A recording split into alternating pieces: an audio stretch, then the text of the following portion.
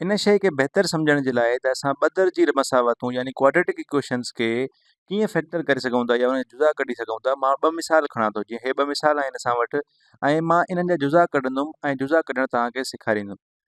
सभ खां पहिरियां त इहा जेका इक्वेशन आहे असां इन खे कीअं हिन टर्म में टोड़े सघूं था। मिसाल जीअं हाणे एक्स आयूं सां गॾु का शइ जोड़ियऊं ऐं उनखे मल्टीप्लाई कयूं एक्स आयूं सां गॾु ॿी का शइ जोड़ियऊं ऐं अगरि असां इन्हनि खे सॉल्व कयूं त ॾिसो असां वटि छा थींदो। पहिरियों एक्स मल्टीप्लाई थींदो एक्स सां त उहो एक्स स्क्वायर थी वेंदो ऐं ए एक्स ऐं बी एक्स पाण में जोड़ थींदा त इहो बराबरि थींदो ए प्लस बी एक्स जे, छाकाणि त ए एक्स ऐं बी एक्स आहे ऐं आख़िर में असां वटि ए मल्टीप्लाई थींदो बी सां जेको बराबरि थींदो ए इंटू बी जे। त हाणे हिन इक्वेशन वारे फॉर्म मां असां मथीं इक्वेशन वारे फॉर्म में कीअं अची सघूं था।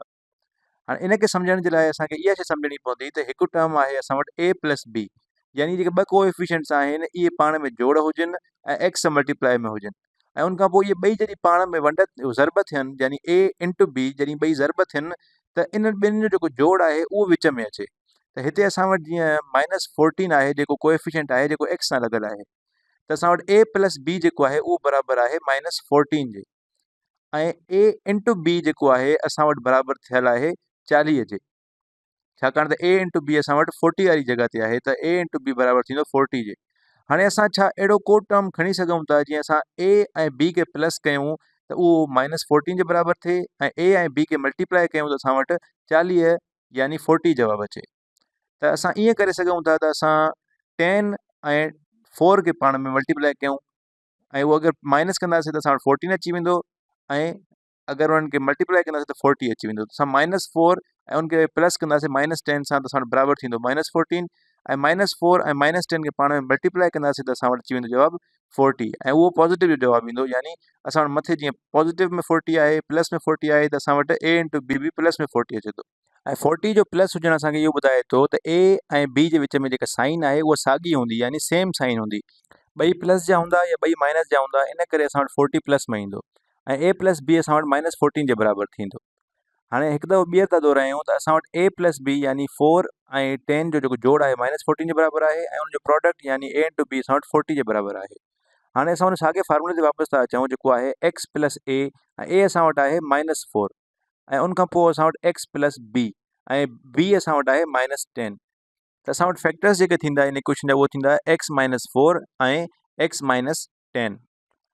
हाणे चऊं था इन ॿी इक्वेशन ते जेका आहे एक्स स्क्वायर -एक्स -12 त असां वटि ए प्लस बी जेको आहे उहो बराबरि आहे -1 जे, छाकाणि त हिते को बि कोएफिशिएंट न आहे ऐं त असां तसवुरु कंदा आहियूं जॾहिं कुझु न हूंदो आहे त 1 हूंदो आहे ऐं माइनस जी साइन लॻल आहे त असां सम्झंदासीं त इहो -1 जे बराबरि आहे ऐं ए इंटू बी जेको प्रोडक्ट आहे उहो बराबरि आहे 12 जे, यानी असां वटि माइनस जी निशानी लॻल आहे त असां -12 खणंदासीं।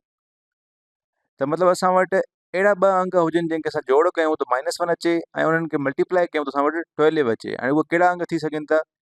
उहो असांखे सोचणो आहे। हाणे छाकाणि त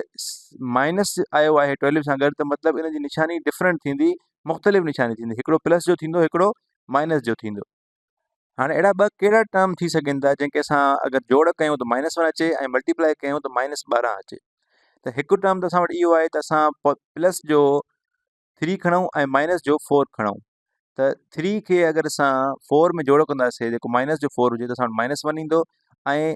3 खे मल्टीप्लाई कंदासीं -4 सां त असां वटि माइनस जो 12 ईंदो। त यानी असां इन इक्वेशन खे इन तरीक़े सां टोड़े सघूं था +3 ऐं -4 में। ऐं अगरि असां 3 माइनस जो खणूं ऐं 4 प्लस जो खणूं त असां वटि -1 न अचे या अहिड़ा ॿिया अंग खणूं 5 ऐं